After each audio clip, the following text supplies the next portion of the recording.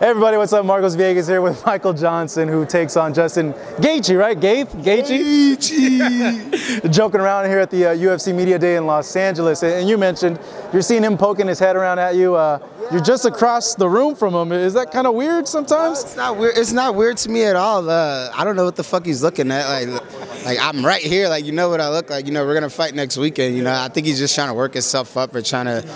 I don't know what he's trying to do, but whatever he's trying to do is not working. You know, I look and laugh at situations like that. So, when you get situations like that, or like during a face-off, and I would imagine the face-off could be a little bit different because you're there face-to-face and it's a day before the fight or a few days before the fight. But does anything change at all, or does it? You look at it, some things like it's just ceremony. You know, I'm just looking at your nose, really, not even looking at your eyes, and we're gonna fight on Saturday. Yeah, no, I'm looking dead in his eyes, and I want to take his soul when I look at him. You know, like nothing changes though. Like I said, man, we had our words at the press conference. That's just for show. You know, that's to sell the fight. That's to get the fans interested in something. That was forgotten about, man. Now it's just business. I'm here to fight, and the words don't mean shit. There's no more talking. You know, let's get it going. So. Him coming in from a different organization and having this fight with you, what do you make of the fights that he had in that organization and the skills that he brings into this fight? You know, like I said, Justin's he's a good competitor. You know, he's very tough. You know, he likes to go in there and break his opponents, which he said that he's going to try to break me, but... What's the first reaction when he said that in your mind? Yeah, fucking right, dude. Come on. Like, who's broken me before? You know, I might have lost, but I ain't been completely broken, and it's not going to start with him. But, you know, like I said, he just loves to bring a fight to his opponents, and that's what I love. Man, I love guys that are going to go in there and fight. Do I think he's going to show up and fight like that? Not necessarily. You know, I don't think he's going to go in there and fight as sloppy as he has been, because he knows I'm going to take advantage of that really quick. You looking at it too, how do you see it playing out in your mind really? Like when you get into like the nitty gritty, is it something where you think you're going to be on him the whole night, or it's something you're kind of be waiting for your shots and see what presents itself? I'm going to be on him the whole night. You know, that's how I fight. You know, I don't use any filling out process. As soon as the fight starts, I'm in there, and that's where I find my openings. Is when I go to work. You know, I don't sit back and wait to try to find things. I go to work, and then they present themselves. So you know, he leaves himself open for a lot of shots. So it's going to be easy for me to take advantage of those, but it is going to be tough to get him out of there, and I'm prepared for that. Well, they say pressure breaks pipes. You know, and it's certainly when you mention that, when you do pressure somebody, it's a really tough thing mentally, because you're like, dang, I can't keep this guy off me. I'm throwing everything in my shots, and he's still right there, right in front of my face. Yeah, absolutely, and that's what he's going to have to deal with. You know, I haven't been knocked out. Nobody's knocking me out. You know, nobody in this division is knocking me out.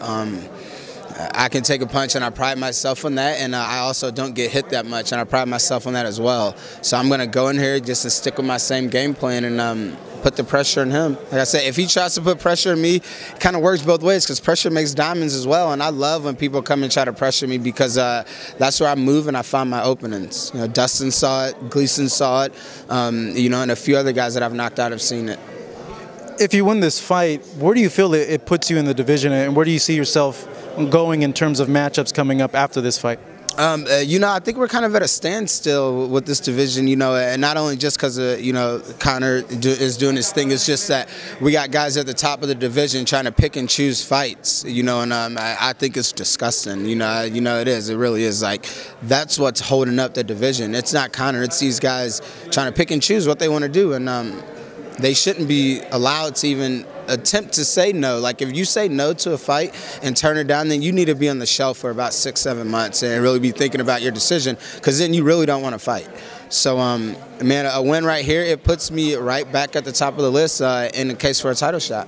Which guys? I'm curious to get your opinion on what you feel exactly, who's doing what. Yeah, I mean, not to say any names, but I mean, it's obvious. You can say names, it's all right.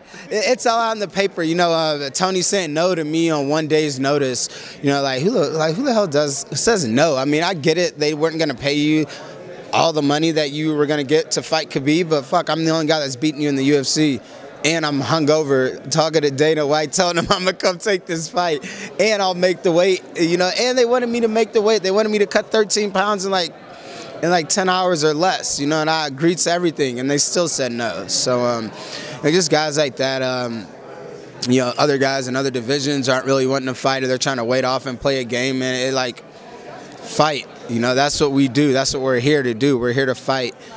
You can't get forward if you don't fight, you know, and you can't get paid either. Yeah, and you can't get paid either. So I don't know how these guys are living and surviving. Nate's another guy that's not really wanting to fight right now. I don't know why, because not only do I want my rematch, but the sport needs a Nate Diaz, you know, especially in this division. You know, we need to see him competing and bringing more fans, because he is a ticket seller and he does put fans in the seats. Speaking of Conor and the stuff that's going on, I know you've heard it probably all through the day, but what were your initial reactions given what you just said about how the division's kind of in a weird spot and Conor taking this fight?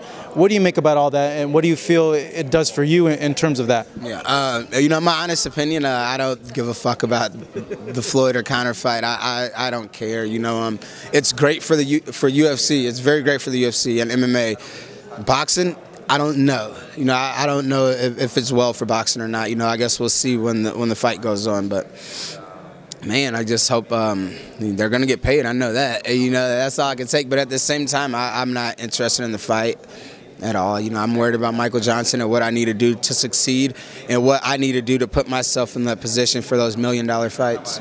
Do you see it potentially being something where Conor can be competitive against someone like Floyd given his age, or you feel that people that bring that up don't know what the heck they're talking about? Yeah. Of course he can be competitive. Man, Conor would be competitive with Floyd when he was in his prime.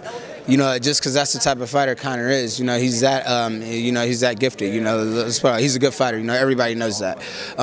Not to mention it's boxing. I mean, fuck, that's only one art. You know, like he doesn't have to worry about kicks anymore, elbows, takedowns. A lot of MMA fighters could box for a while, you know, because that's only one art that we have to worry about. Now, if you wanted to switch it, then boxers would have a problem coming over to MMA. They'd have a big problem. They wouldn't know what to do with the leg kicks or anything. Nothing. Hey, Michael, you know, given that, who do you think if you win this, you should be in line for a title shot, or do you see it that way?